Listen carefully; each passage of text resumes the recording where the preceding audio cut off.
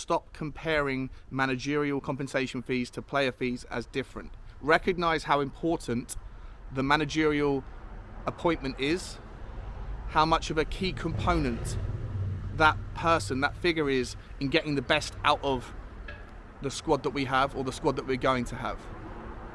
Pay the money, give them the influence that they need, and give us something to believe in again, because right now all Tottenham fans are despondent and are almost apathetic to what is happening at the club.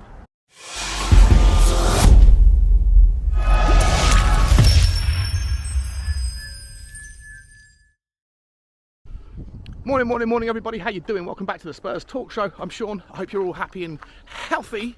Bugsy's up ahead, doing the things you love. Please do me a favour guys, smash the like button for me, smash the subscribe if you haven't already, hit the notification bell and drop a comment. Let me know your thoughts on today's topic.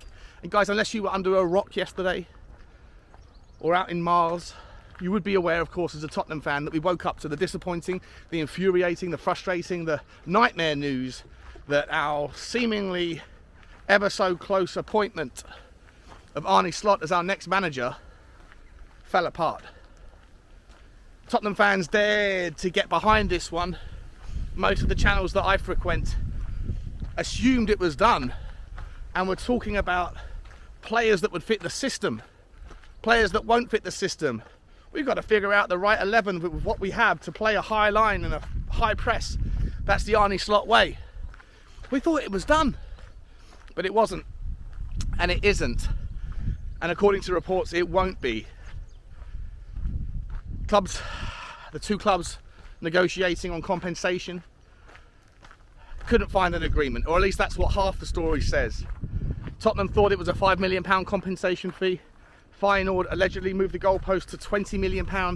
Daniel Levy said, no way, Jose. That would be, according to reports, the third highest compensation package for a manager in European managerial history, behind Bayern Munich's move to get Nagelsmann from Leipzig and Chelsea's move to get Potter from Brighton, both of which happened in the last 2 years, both of which managers are currently unemployed and are currently on Tottenham's shortlist.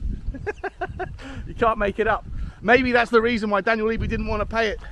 You pay high compensation, doesn't usually work out. However, what I would say is that it's unusual for Daniel Levy to scrimp on managerial expense. For whatever reason, maybe to distance himself from accountability. If you bring in a top-level manager and it doesn't work out, it's more likely to be on him in the eyes of the fans than the chairman. That's one school of thought. Or maybe, correctly, in my view, he just sees the managerial appointment as a very, very important cog in the machine of an organisation, in the machine of a team. How to get the best out of 11 players or 25 players is the manager's job. You can have 11 superstars on the pitch, and if they don't have any system and structure to work towards, a game plan, then they won't find success. Plenty of examples of that over the years. So if Daniel Levy views the role of the manager as highly and as important as I do, then why balk at a negotiating difference of £15 million? What does £15 million buy you in the transfer market?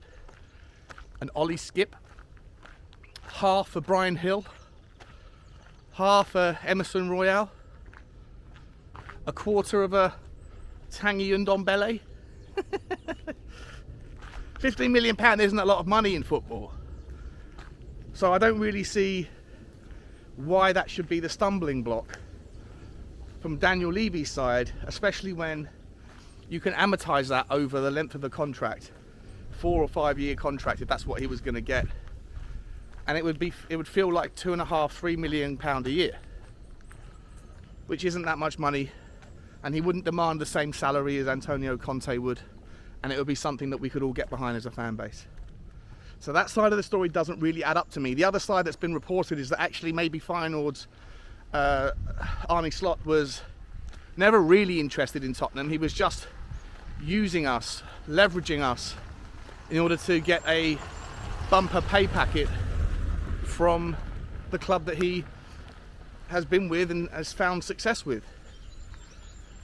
maybe it's a little from column A, a little from column B. Maybe he did want to come to Tottenham. Maybe Tottenham did hesitate on the negotiation price, and in the meantime, Arne Slot was offered a new packet at Feyenoord that was commensurate or somewhat commensurate with what he would earn at Tottenham, and then ultimately when he figured out the difference between the risk and reward, it really wasn't worth it for him.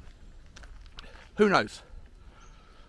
As we stand, that deal is done, it's off. However, what I would say, guys, is he hasn't signed a new contract yet, and there's no reason why Tottenham can't go back. If there is still room for manoeuvre, if it's true that Arne Slot was interested in Tottenham, if it's true that Daniel Levy let it go because of the compensation package, well, we've seen before Daniel Levy does have a recent history of realising his mistake and going back and fixing it, although it cost him a lot of money in the meantime. And with that example being Antonio Conte, whilst it didn't work out as a managerial appointment, there was conversations with Conte in the summer, they didn't happen.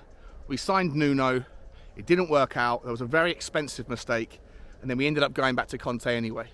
So maybe, just maybe, Daniel Levy can remember what happened there, not make the same mistake twice, and pay for the guy that he wants and get it done.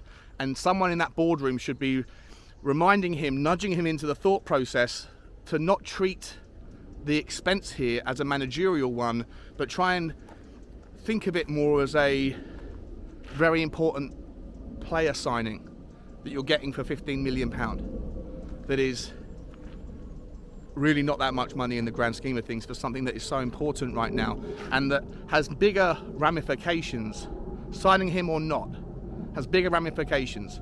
Getting him in and clearing this mess up right now could just have a slight influence on Harry Kane's decision. It certainly will have an influence on the season ticket renewal deadline that comes up in the next 4 or 5 days. It might just save some face for himself amongst some Tottenham fans that haven't yet given up all hope on this guy as a leader of the football club. If not him, if not Arne Slot, who else? Well, Julian Nagelsmann's still out of work. Maybe he was hanging on for the idea of joining Real Madrid, but looks more and more likely that Ancelotti's going to stay and get a renewed contract at Real Madrid. So maybe Nagelsmann's options are a little bit fewer and far between. Maybe he's not necessarily done and dusted with the Tottenham story yet. If you look at the betting markets, Ange Postecoglou from Celtic has raced to the top of it. Brendan Rodgers has re-emerged as second favourite. Graham Potter has re-emerged as another talking point. What about the impending departure of Lopetegui from Wolves? It's a shame what's happened to him at Wolves. FFP has been the deciding factor there. Broken promises will mean that he can't rebuild his squad the way he thought. So that's looking pretty bleak for their relationship. Spalletti from Napoli, would he want to come to Tottenham? I highly doubt it. I highly doubt at the moment many managers would look at Tottenham with, I don't know, salivating glands in their mouth, thinking that this is an opportunity to die for. However, what I would say is I do believe it's a free hit. For any up-and-coming manager, it's a free hit. They can come to Tottenham knowing that if they fail, it's not really going to be an indelible mark or a blemish on their CV, because there's been no success from the managers that have gone before them. Conte couldn't do it.